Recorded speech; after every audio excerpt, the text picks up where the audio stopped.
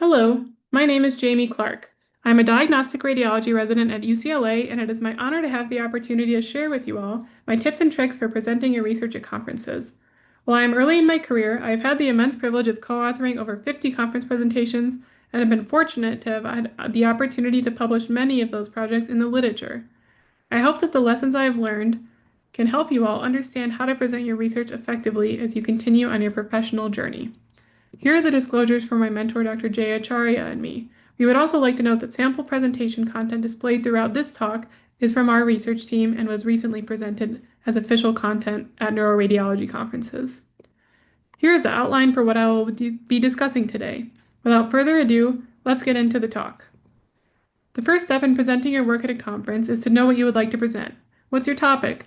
Inspiration for your topic may come from recent cases you have seen in your clinical work, interests you had when studying or in training, interests of those around you, such as surgeons that may come into the reading room for consults, or even personal interests, such as specific types of sports injuries related to sports you used to play, for example. When picking a topic, the single most important factor is knowing that you will be able to effectively understand it and present it as an expert. Even if you are early on in medical school, residency, fellowship, or your career, spending many hours reading about a topic and/or performing scientific research to understand it can make you more knowledgeable on the topic than many of your peers. Having this commitment to learning about the topic and subsequently being able to teach what you've learned to your colleagues allows you to give a more impactful conference presentation that will add value to the event. Once your topic is solidified, you next need to find your mentor or mentors. You may have one or multiple, and they may serve in similar or different capacities. No matter how you structure your mentor-mentee relationships, the key is to have clear roles and responsibilities and maintain consistent communication to track everyone's progress together as a team. With the topic and the mentorship structure established, you can pick the specific conference where you would like to present and determine the type of presentation you would like to pursue. Some examples of conferences include the American Society of Neuroradiology annual meeting, as well as subsection meetings, such as that for the American Society of Spine Radiology, the American Society of Pediatric Neuroradiology, the American Society of Functional Neuroradiology, the American Society of Head and Neck Radiology, and so much more. When choosing a conference, keep in mind the size of the conference, whether it has a more general versus niche overarching theme, the types of individuals who will be in your audience, as well as the location and dates. Next, you will determine whether your presentation type will be an educational overview of an interesting case or topic versus an explanation of your scientific research. With all of these tasks completed, you can move on to preparing your project. When preparing your project itself, it is important to first make sure you have ample time to put in the necessary work to make an effective presentation. Make clear internal deadlines for yourself in addition to keeping track of the official conference deadlines.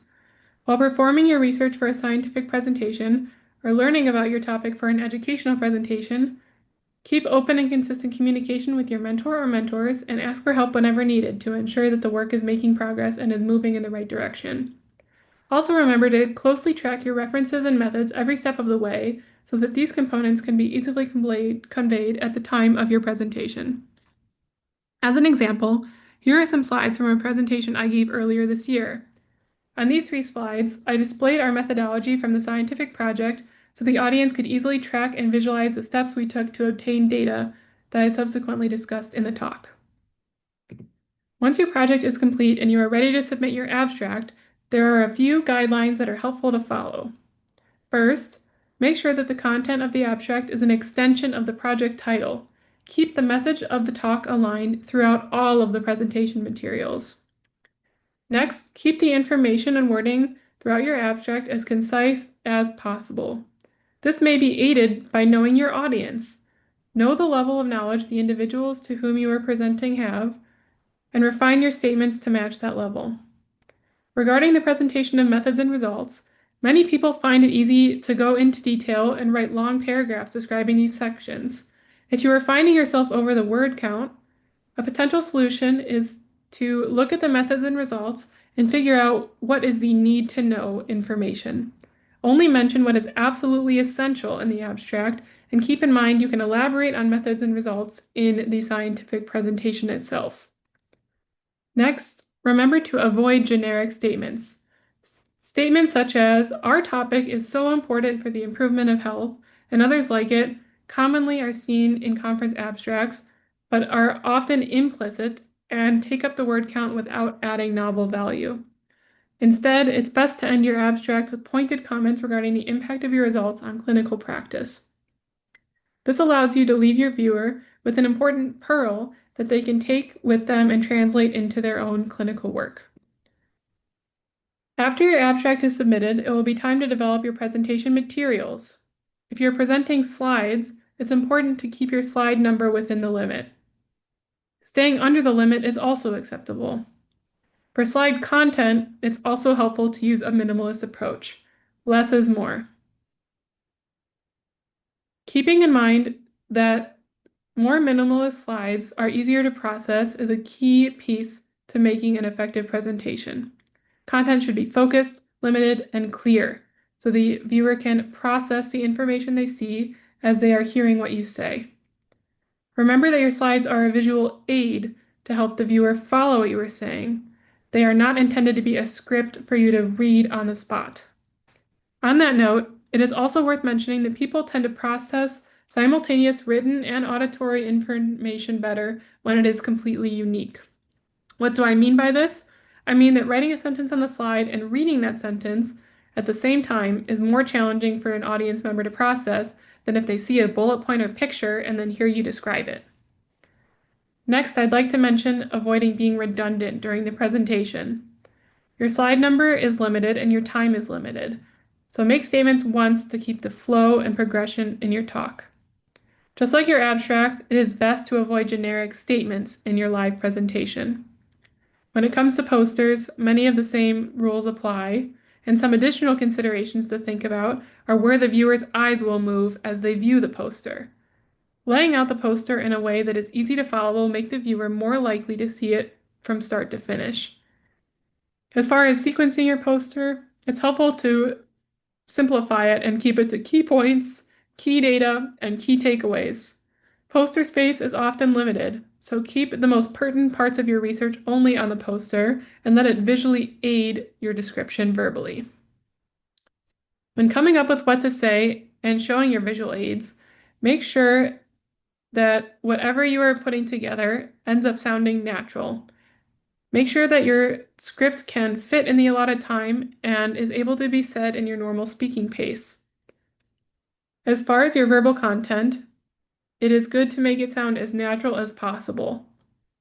If there are full sentences that your mentor may suggest adding to your talk, but you do not understand what all of the words mean or what the phrases are trying to get to, leave it out. To keep the audience engaged, it is also nice to refer to visual aids as you speak, saying things like on the left you'll see, or this table on the top of the slide shows. As you develop your verbal content, it is also important to ensure that you are impeccable with your word. If your data is inconclusive or you don't know something, be honest.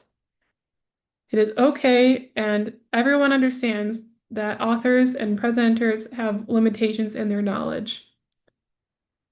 For your own credibility, it is always best to just be clear, explicit, and honest with everything that you are saying to make your talk deliberate and effective. Also, if you make statements regarding information that is not your novel scientific data, you must give credit where the credit is due. Always cite the source. Lastly, it is good to keep in mind whether you will be giving a live presentation versus electronic exhibit recording and change your verbal delivery to fit that setting. When it is finally time to produce your live presentation, make sure you know the material like the back of your hand. Own it. You will be viewed as the expert. Rehearse as much as possible and also make sure to rehearse your timing. You may end up speaking faster due to nerves during the live presentation, so having your timing down and rehearsing for consistency as much as possible can help to mitigate that. When preparing, feel free to ask your mentor for feedback and also make sure to self-reflect to see where you can improve to make this the best presentation you can give. Once you do your best, remember that it's enough and that everyone in the audience is just there to learn. Here are the references for my presentation. It's always important to cite references as I mentioned, and make sure that you have them clearly described on your slide as I have done here for this presentation. Thank you for listening. As one last example, here's a picture of a slide I typically place at the end of my conference presentations. Whenever concluding, it's always important to give contact info to allow the audience to know how to reach you for questions, comments, and collaboration requests. I hope you all have enjoyed this presentation and find it helpful in your professional journey. Best of luck on your conference presentations.